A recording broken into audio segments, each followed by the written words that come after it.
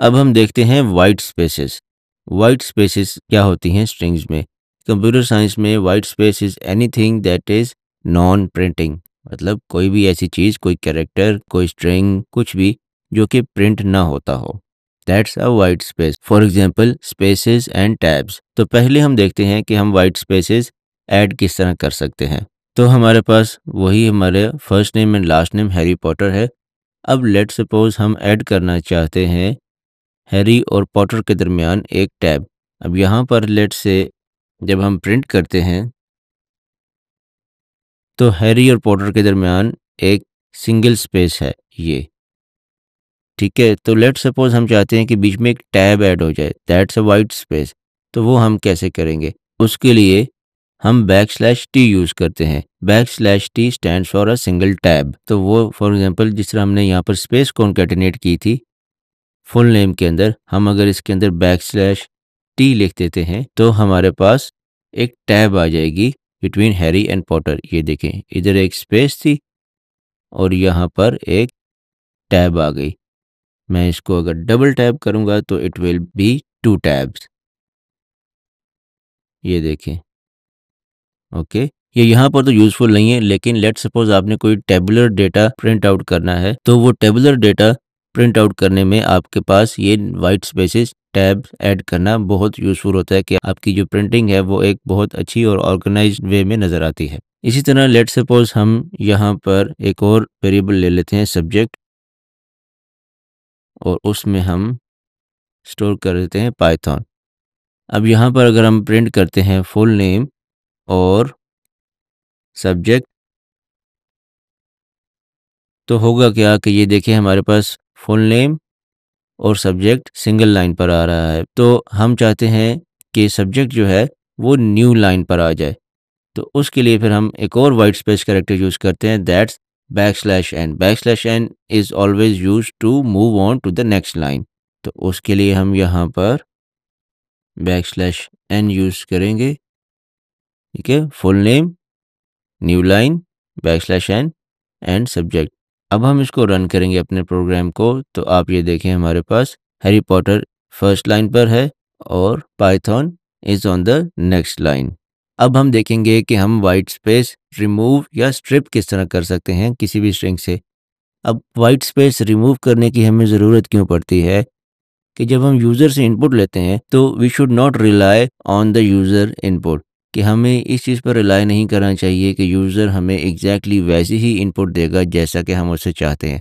For example यहाँ पर first name जो है और लास्ट नेम, हम चाहते हैं कि ये हमारे पास फर्स्ट नेम और लास्ट नेम स्मॉल कैप्स में स्टोर हो और इन दोनों के दरमियान, फर्स्ट और लास्ट नेम के दरमियान एक सिंगल स्पेस हो। लेकिन लेट सपोज आपको कोई यूज़र जो इनपुट देता है वो ऐसे दे देता है ये कि पॉटर से पहले काफ़ी सारी स्पेसेस लगा देता है। तो आपके पास प्रिंट क्या होगा? लेट सपोज यहाँ पर हम फुल नेम को प्रिंट करते हैं तो आपके पास प्रिंट क्या होगा? Harry and Potter with lots of spaces. ये चीज़ स्पेशली जब आप स्ट्रिंग्स को कंपेयर कर रहे होते हैं कि if one string is equal to another string, या आप जब अपना डेटा जो है वो अपनी किसी डेटाबेस में स्टोर कर रहे होते हैं तो at that time this thing can become a headache, क्योंकि आप एक्स्ट्रा स्पेसेस या एक्स्ट्रा वाइट स्पेस अपनी डेटाबेस में स्टोर करना नहीं चाहेंगे। फॉर एग्जांपल लेट्स सपोज आप अपने किसी सोशल प्लेटफॉर्म पर लॉगिन करते हैं। आपके सोशल प्लेटफॉर्म्स पर आपका ईमेल भी होता है, आपका यूज़र नेम भी होता है। तो लेट्स से किसी भी सोशल प्लेटफॉर्म पर मेरा यूज़र नेम है लेट्स से यू आलम, उमैर आलम। अगर मैं यू से पहले और बाद में काफ़ी सारी स्पेसेस डाल दूं तो वो सोशल प्लेटफॉर्म का जो सिस्टम है it will not be able to recognise me, क्योंकि उसके सिस्टम में स्टोर हुआ होगा Umair Alam without any spaces. तो this is one of the cases कि जब आपको वाइट स्पेसेस नहीं चाहिए होती हैं। तो अगर आपको यूज़र इनपुट दे दे वाइट स्पेसेस तो आपके प्रोग्राम में ये कैपेबिलिटी होनी चाहिए कि वो उन वाइट स्पेसेस को ऑटोमेटिकली स्ट्रिप कर दे, यानी कि रिमूव कर दे। ओके, तो अब हम देखते हैं कि हम वाइट स्पेसेस को रिमूव कैसे करेंगे।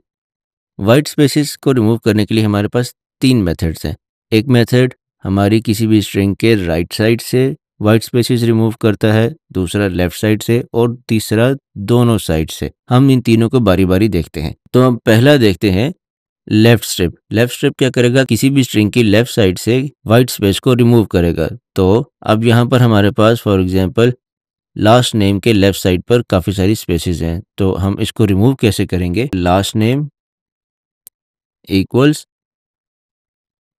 Last name dot L strip and then double parenthesis. अब क्या होगा, हमारे पास ये जो प्रिंटिंग में ये जो एक्स्ट्रा स्पेस आ रही है पॉटर से पहले, ये नहीं आनी चाहिए। लेट्स रन आवर प्रोग्राम और यहाँ पर आप देखें कि वो एक्स्ट्रा स्पेसेस रिमूव हो गई हैं and there is only a single space left. अब लेट्स से हमारे पास हमने राइट साइड से रिमूव करनी, तो हैरी के राइट साइड पे लेट्स से हमारे पास एक्स्ट्रा स्पेसेस हैं और if we run our program हमारे पास ये काफ़ी सारी स्पेसेस आ रही हैं। तो उनको रिमूव करने के लिए वेरिएबल का नाम first name equals first name dot are strip. Okay, अब हम जब अपने प्रोग्राम को दोबारा रन करेंगे तो हैरी और पॉटर के दरमियान जो एक्स्ट्रा स्पेस है जो कि एक्चुअली हैरी के राइट साइड पर है वो रिमूव हो जानी चाहिए। सी रिमूव। अब हम चाहते हैं कि लेट्स से हमारे पास ये ऐसे नहीं है, हमारे पास ये राइट और लेफ्ट, हैरी के राइट और लेफ्ट पे दोनों साइड्स पर एक्स्ट्रा वाइट स्पेस है। इसको हम प्रिंट करके देखते हैं, तो ये देखिए हमारे पास हैरी से पहले काफ़ी सारी वाइट स्पेस है। इसको हम रिमूव कैसे करेंगे? First name equals first name dot strip only strip with double parenthesis.